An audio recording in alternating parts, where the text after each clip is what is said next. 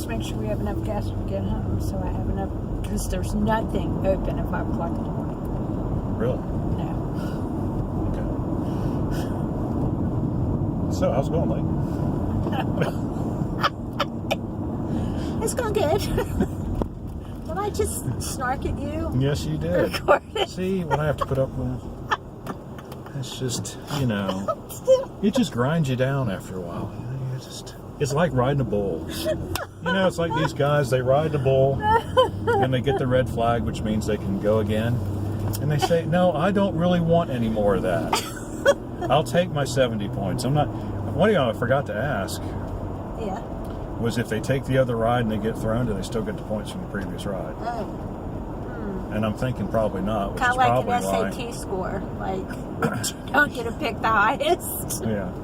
Got you. So anyway, that was our first rodeo. That was.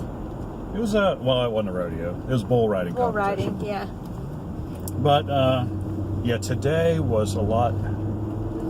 Like, if you would have asked Tighter us than last yesterday. night if we would go again, and we'd probably be like, Not just really. didn't right there. But if you asked us today if we would go again, we'd be like, yeah, sure. It was a lot more exciting. Yeah, it was. And Just because they didn't waste as much time in between riders. Right. And we had really awesome seats. Yeah, we were right down there. We were, 30 feet from the gates, 40 feet, Right. And right there almost at ground level. I mean, it was, I would not have wanted to sit right in front, I don't think. Well, no, because you have that cattle fence there. Yeah, so. And if you get up too high, then you kind of, I don't know, high might be all right too. I don't know. No. Because then you can see better. I can see pretty well. I mean, you can see, but it's a different perspective. Right. And so, like now, like yesterday, I had no clue going in. There were just people on bulls. And today, I learned. Yeah. Well, I mean, it shows the bull and how many times the bull has been ridden or has not been ridden, right? Yeah, or that's had right. thrown, and so I knew to look for that, so I could understand the point system a little bit better. Yeah, the scores made a lot more sense to me today. They did. Because now I understand. I still don't understand it, but no, but I knew, understand it better because I knew a lot more than what I had. Like last night, I was just clueless. Like, I still don't really understand the rider score. It seems to me the rider, you either go 8 seconds or you don't. Well, I think it's it's the style that you're using. They all use the same style? I don't know. I don't either. We'll have to read up on I mean, it really is a function of how difficult the bull is to ride. Well, yeah, because like last night, clueless us saw this one rider who had this bucking bull, and we thought he was like, oh my gosh, he's so awesome. But he scored really a lot lower than the others because they said they scored him and then they scored the bull, and the bull didn't do well because the bull didn't go in a circle. Yeah, the bull's supposed to twist back and forth. Yeah. So yeah, the bull was really just jumping up in the air. Right. Even though that looked brutal. I guess it really... Because, it was jumping like 2 or 3 feet up. Well, yeah, but then it's like Steve said, though, if he's bucking and he's doing a circle, then you have to have more skill set to know which way to go against or towards the bull to compensate. So it's nothing I'd want to do for 8 seconds, trust me. It's nothing I'd want to do for 2 seconds. No. I wouldn't even want to get anywhere near those gates. No. At all. Ever. No. There was a couple times I even wondered if the cattle gate in front of us would be enough if that bull wanted to charge. Yeah. Well, I guess bulls can be trained to a certain extent because they all knew where to go. Except one. Well, he just didn't want to. I mean, he ended up going, but he didn't want to go back there yet. Right. It's like the bulls are like they understand. They do. That they get about 10, 15 seconds before somebody's going to come lasso them and drag them back. Except and they want their time. I mean, they're just like people. Yeah, they do. They want their Andy Warhol moment. They do.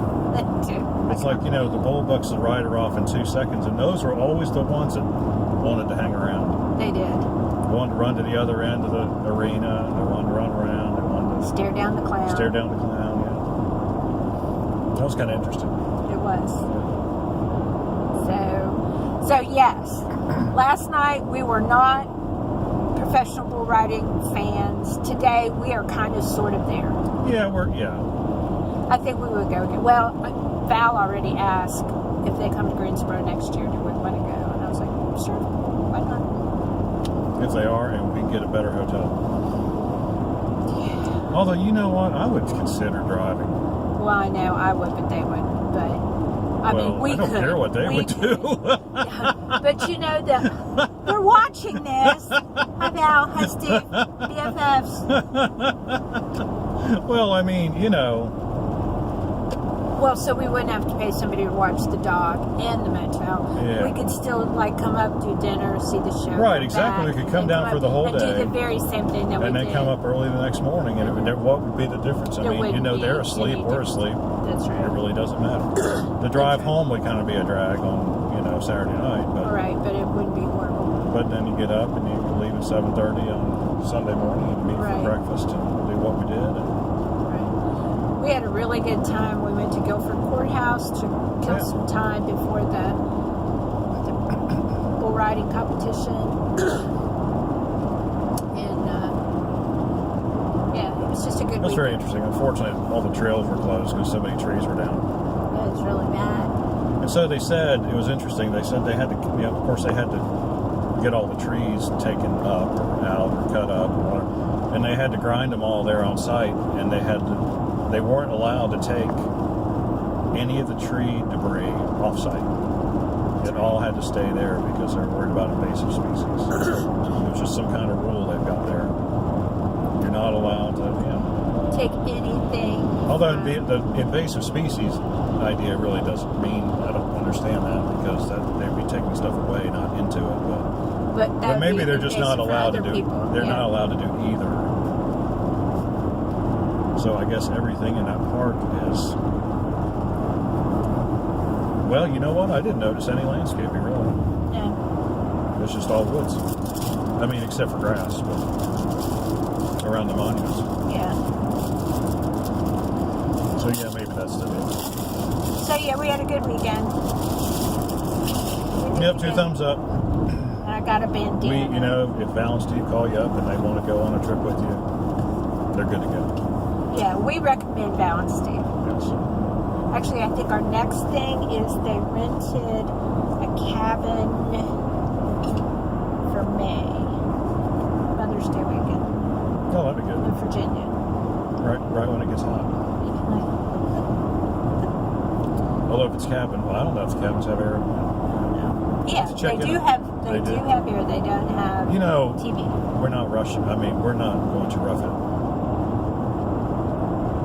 I would. No. We have a tent. We have cots. Well, it's true. We do have cots, so that really would be. That's true. I could do that.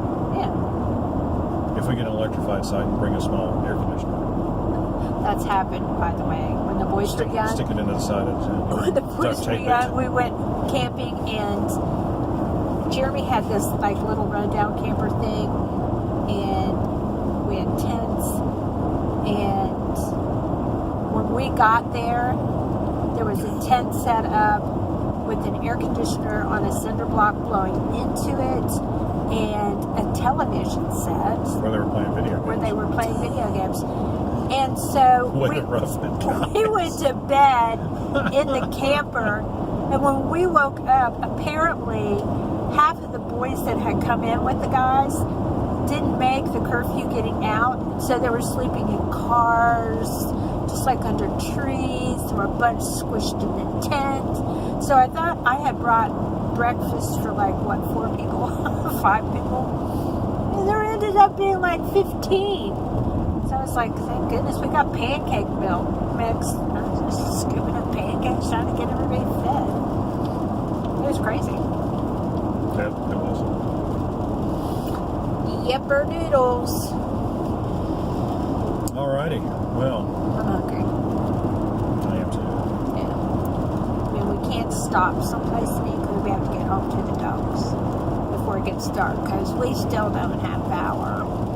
As far as we know, but I looked at the map and it didn't indicate we had power. So. Well, they should text you when you have power. That's true, they are, so I haven't gotten that text. Yeah. I don't think I've gotten that text. So, anyhow, yeah, we're going to grab something fast food-ish. Probably like McDonald's. Yeah, nothing very good for you. At some point here. Fortunately, we're not all that far from home. No. The only unfortunate thing is if we don't have power, that we have no food in the house unless we set up the camp stove and cook, which I don't think either one of us will feel like doing. No. So, it'll be fast food. Yeah. Alrighty, well, I'm tired. I gotta work in the morning. So do I. Right now. Don't feel bad.